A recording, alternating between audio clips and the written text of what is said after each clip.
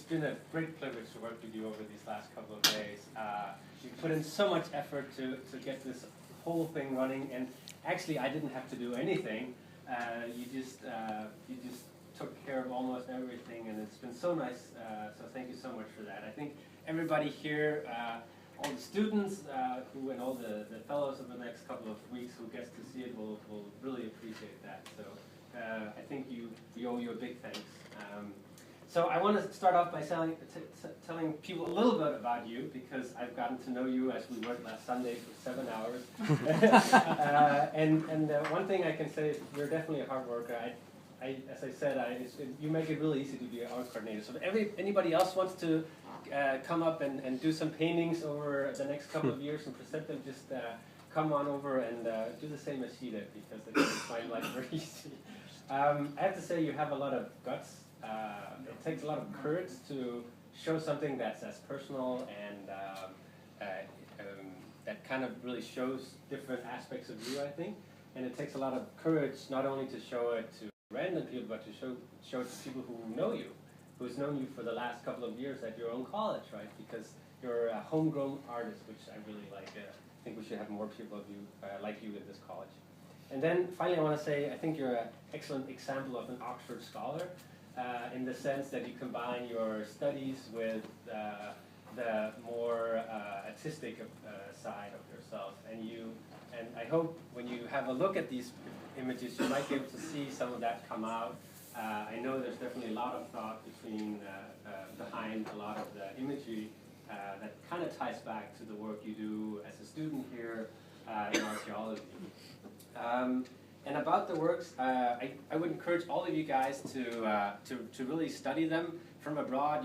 You could say, oh, I can make out what that is, but really try and go in and have a look. There's a lot of fine details that I think you'll come to appreciate. I don't want to spoil it, but I think you should try and check them out. A lot of them go together, as you see, and the stories that lead up to them are also on the text next to the images, which you also made, so thanks for that. The inspiration draws, the way I see it, both from your own work, but also from your personal life. And I think that makes them even more interesting. And last Sunday, we talked a little bit of how you started drawing, because for me, that would be, I think, that's a pretty big step when you first decide, okay, I'm going to try and actually draw something. I think everybody has drawn something, but to actually take the step and then say, no, I'm going to do this in an artistic way and in a way where I'm going to show it, it's a leap you have to take. And you told me the story where you were back in the States, and you came onto the street and you saw a lot of kids who just were drawing. They had all the stencils out and drawing like they were professionals. What's up with that? They're kids, right? How do they dare to act like they're professional painters? And you went up and talked to the teacher, and she really just said, no, just let it flow, just keep doing it. And we were talking about how that's such a contrast to the work you do daily, where you have to be very precise, try to restore these wall paintings, the world's oldest art basically, try to restore those, and how some of these images are definitely very different from that kind of meticulous work where you need to be very structured and focused, and this you can really let it go a lot more, and I think that's really nice. I want to say thank you again. It's been a tremendous pleasure to work with you over these last couple of days, and I hope you guys will all help me give Aina a big hand and applause for all the works you put in.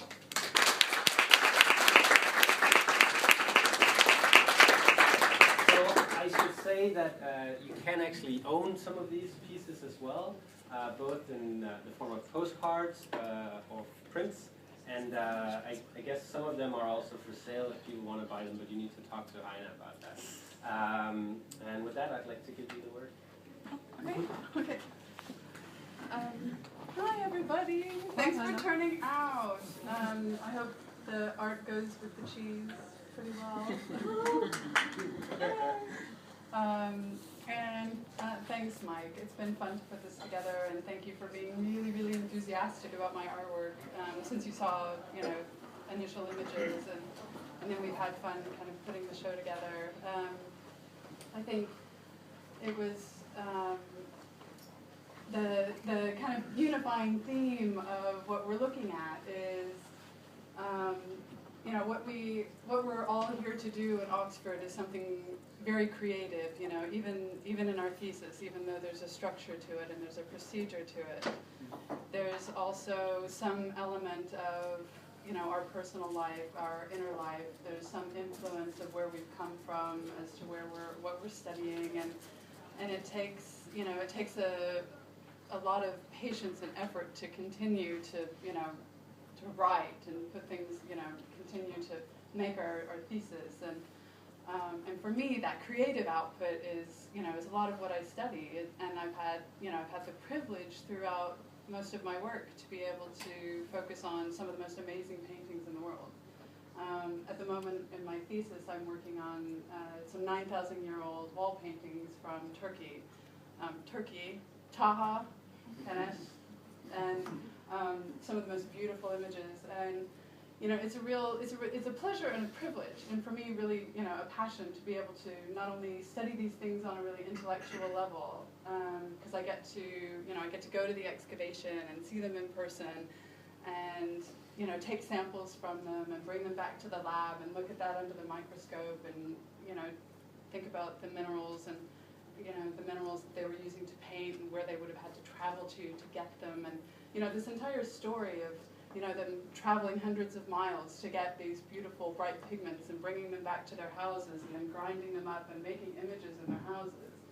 And so, you know, I spend a lot of time in my research thinking, why did they, you know, once they've done all that, why did they choose to paint, you know, whatever they painted? Where, you know, what motivated them? And what motivates, you know, out of all the things that they had to do in a day, 9,000 years ago, you know, they needed food, they needed shelter, they were, you know, they were doing all the things people do, mating and you know, all that fun stuff. And so, so why would you stop to make art? You know, it's completely non-essential. And you know, and it turns out, you know, when you look at the archaeological record, that's one of the most primal drives people have. You know, even 40,000 years ago, some of the earliest things we find besides teeth and bones and stones are pigments. You know, it's remarkable. It's one of the first things people chose to do. They chose to display personal ornamentation and painting. You know, at the beginning, you know, at the dawn of any kind of, you know, not only Homo sapiens, but, you know, as we keep learning, Neanderthal, that Homo sapien line is getting a bit blurred as well. And even, you know, some of the Neanderthal occupations have, you know, have this expression. They're making beads for each other. They're, you know, and they're painting. And it's some of the first things that people are doing. And, you know, and for me, it's, you know, it's fascinating to be a part of this tradition that, you know, this is just what humans need to do. And, you know, the title of the exhibit is Inner Necessity. And, you know, part of what brings this kind of, you know, Paleolithic, Neolithic sort of drive humans have at our inception into today is this concept of kind of an inner life that we're putting out and we're putting on for display. And, you know, Karar, we all know and love, my flatmate the other day in the kitchen said, well, I saw a few of your artworks, but I don't really get why, you know, if there's a nice tree, why do you paint it as anything other than a tree? What happens in art? Why are we not just representing what happens in nature or what happens in reality? And that's fascinating. You know, it's a beautiful question. And you know, since, especially in the 20th century, since photography and the technology of photography became in popular use, we could just, you know, we could make an image, a beautiful image of someone's face instantly, you know, capture their likeness, capture a landscape, capture all the things in our history we treasured because people could get a beautiful natural scene looking just like the natural scene, you know, prior to a photograph. But now with photographs, we can capture anything the eye can see. So now, where do we take images? Where do we take painting? Because we need to portray something other than just face value or what the eye can perceive. And so the whole, you know, much of 20th century art, you know, combined with that and all the developments in psychology, were portraying whatever this inner life is that we have, these emotions that we have, this spiritual life that we have, this, all of these things that the eye can't see, but we all feel and we all experience. And so, for me, that's, and the title Inner Necessity comes from a term that Kandinsky uses when he talks about spirituality in art, and how, he writes beautifully on color symbolism and also this drive that we've had since the beginning of humanity to need to communicate our inner life to other people.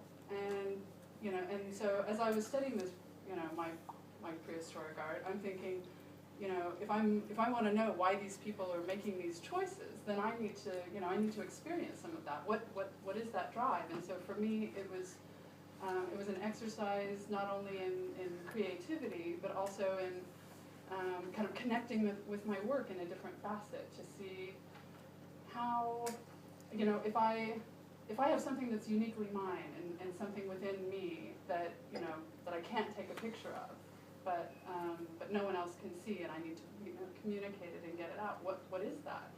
And it is a real. I think it's very difficult and it's a very brave thing for each of us to think of that. Like what's within us and how do we get it out? And so a lot of what you see here is that process, is that creative process. And for me personally, there were experiences of processing, various life events, and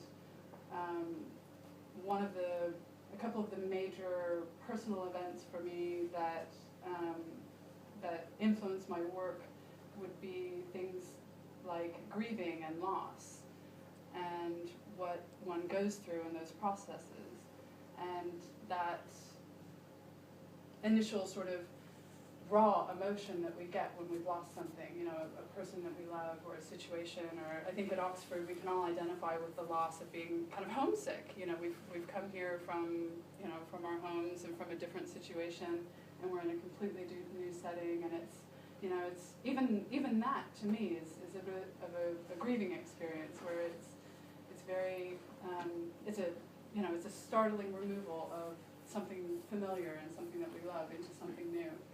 And so I'll just kind of walk you through a few of the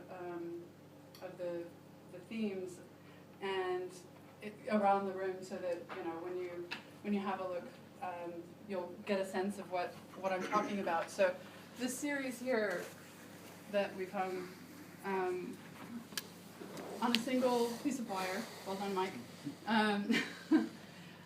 So if you look at the top, this one is kind of the initial stages of grief and loss, where you feel that very raw, angry, like, no, this can't be happening, kind of emotion. And the second one down in the series is where it begins to get a little more complex, but something a little less dark is happening, something a little more positive is creeping in, and it's kind of that second or third stage of processing something kind of shocking or terrible that's happened to us.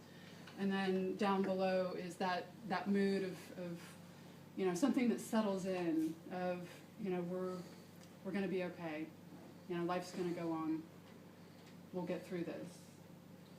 And it's and for me, that's something that just is a continuous cycle at times as life changes and things happen. And there are times when my artwork is a great opportunity to just kind of exercise whatever's going on within.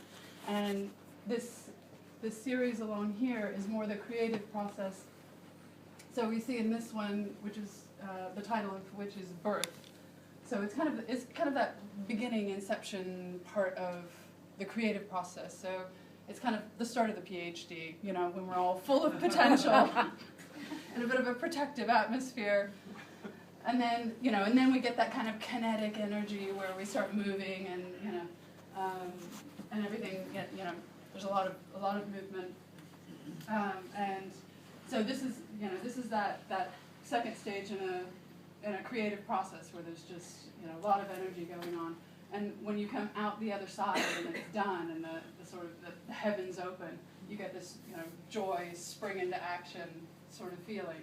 So that's, that's kind of that series and the connection that it is to the creative process, and hopefully we'll get to that one after Handin. So that's kind of how this series exemplifies that creative process, as well as the oil painting that's on the wall there. That one is very specifically that sense of kind of joy springing up and that explosion of color that comes. And so those, and then on my left we have a pair. We have a pair in a series that go together, and again, it speaks on these themes of hope and renewal. And the first one is, you're kind of in the mouth of this abyss with teeth coming down, and it's a little ominous sketch.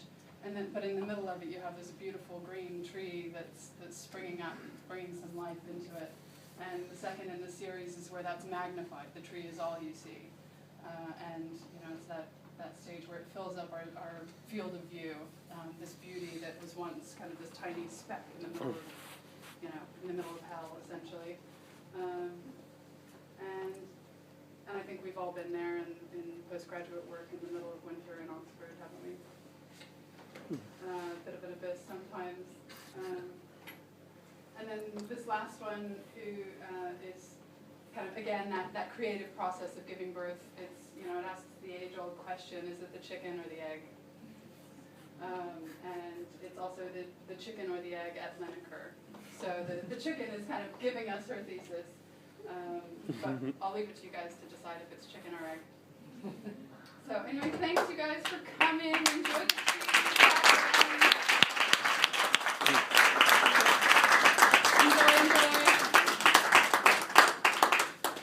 Do you want to wrap it up? No. We're wrapping it up. Bye guys. Have fun.